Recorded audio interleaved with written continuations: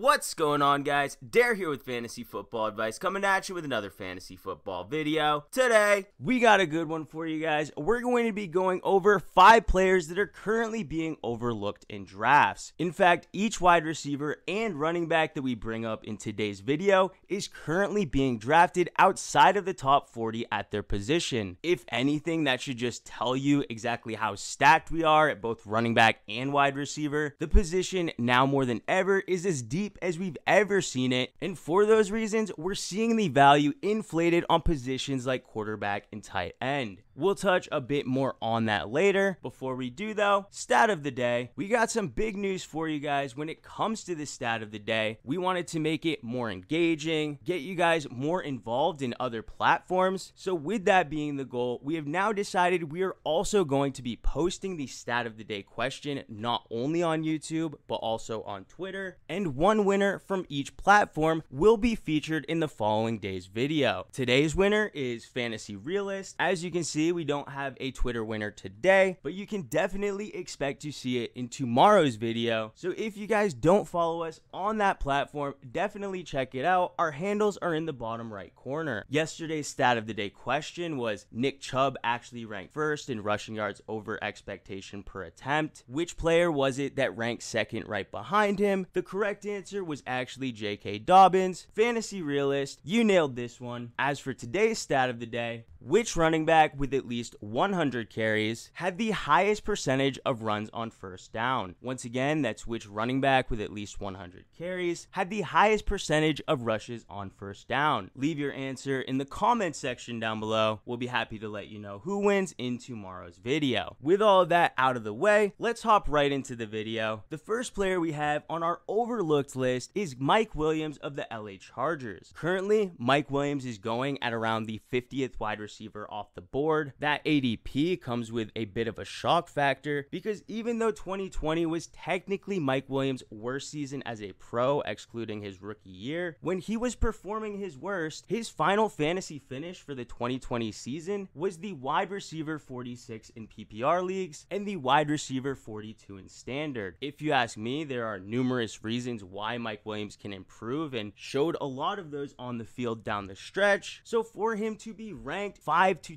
10 spots lower than where he finished last season, to me, it really just screams that Mike Williams is being overlooked. Admittedly though, 2020 really wasn't his year. Although he did appear in 15 games last season, there were several occasions in several games in which he was forced to early exit. Oftentimes, you'd find him on the sidelines in matchups that he really could tear apart, which led to some pretty frustrating situations for anybody rostering him. Like I had said though, he wasn't truly available for every game that he appeared in. In fact, his 15 total games played, only 11 of them did he play over 70% of the snaps. So when judging his performance for the entire season, it's probably best to use the games where he was available the most. Looking at those 11 games, 6.6 targets per game, converting those into 3.6 receptions per game for just 55 yards and under 10 fantasy points in a PPR league. Clearly, that's not going to get it done, and if Mike Williams comes into the 2021 season performing anywhere near that, then by all means, it's a disappointing pick. If you followed our channel for a while, you know our late round draft strategy heavily relies on players with wide receiver 1 upside. No, we don't want to draft a player as the wide receiver 40 off the board and act like we're thrilled because he finished as the wide receiver 38. No, those types of players just simply aren't going to win you your league. With that in mind though, I think we all can agree Mike Williams does have those it factors with a player with wide receiver 1 upside. The first, of course, being he's playing behind Keenan Allen. If any injury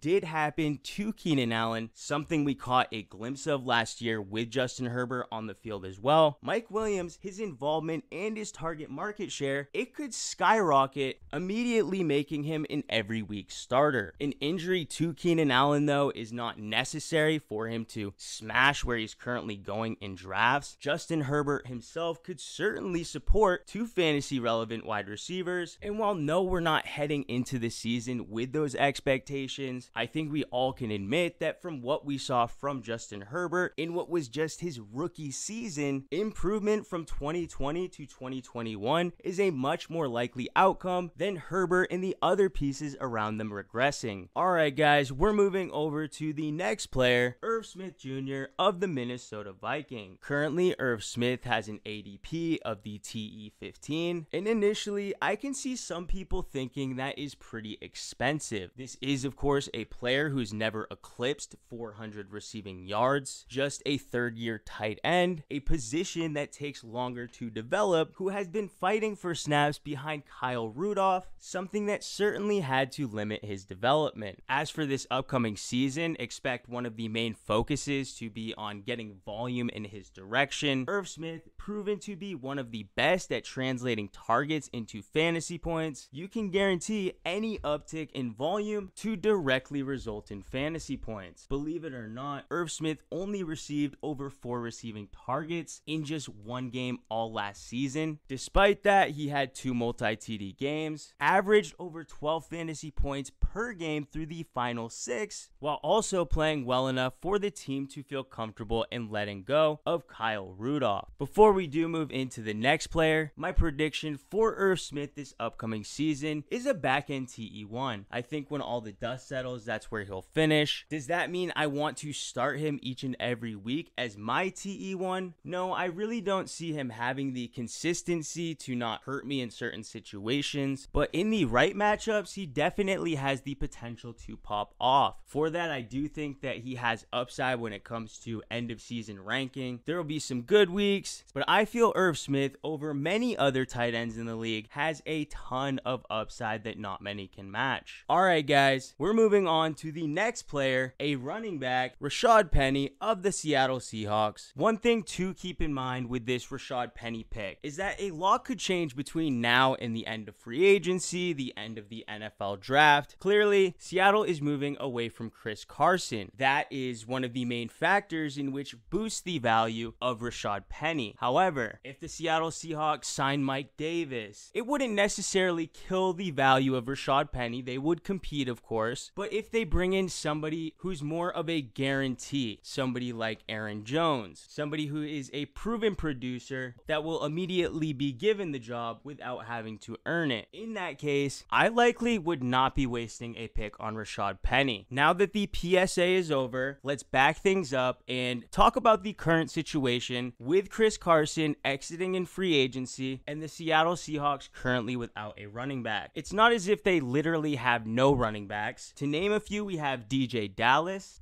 Travis Homer, who had his flash a year ago, Patrick Carr, and good old Alex Collins, formerly of the Baltimore Ravens. They have enough diverse talents to have a possibly successful running back by committee with the players that are in there currently. Is that a possibility that the Seahawks move forward with for 2021? Yes, it's possible, but what I think is more likely is that they do start to give the rushers in this backfield opportunities. The greatest opportunity will lie with running back Rashaad Penny. Coming out of college, Rashaad Penny had a pretty impressive resume. Ideal size at 5'11", 220 pounds. He ran a 4.46 40, which, believe it or not, is faster than both Christian McCaffrey and Ezekiel Elliott. Has a 92nd percentile speed score and a phenomenal college resume. Now, during the draft process, most analysts, experts, as well as fans had Seattle taking one of their greatest positions of need, offensive line. Any press surrounding Rashaad Penny, it all had negative tones around it. To this day, he still has over a 5-yard per carry average throughout his career, just 161 total totes on the ground, so there really isn't a lot of miles on him. My best guess is that Seattle has kept him around for a reason. His contract's not too expensive, and they did invest first-round capital into him. However, he is on the final year of his rookie deal. Statistically, it's hard to get mad at him looking looking at the numbers. Unless the numbers that you're looking at are the number of games he's appeared in since being drafted. If he can stay healthy, I do believe the Seattle Seahawks, if they don't get a player like Aaron Jones, I believe it will be Rashaad Penny's backfield, possibly in a 1A, 1B type situation if another rusher does emerge to compete. Competition is healthy, and Rashaad Penny, let's face it, has not proven to be able to stay healthy, so they would be foolish to put all of their eggs in one basket with Penny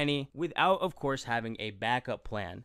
Alright guys, on to the final running back we have on this list. There is a caveat with this one because it's James White of the New England Patriots. The caveat, of course, it's no secret. If James White does exit in free agency, I do not think I will invest in him. Of course, he is getting up there in age. Regardless, I still view him as one of the premier pass-catching running backs in the league. Maybe not athletically, but consistency-wise, big moments, they don't faze him. We've seen it time and time again.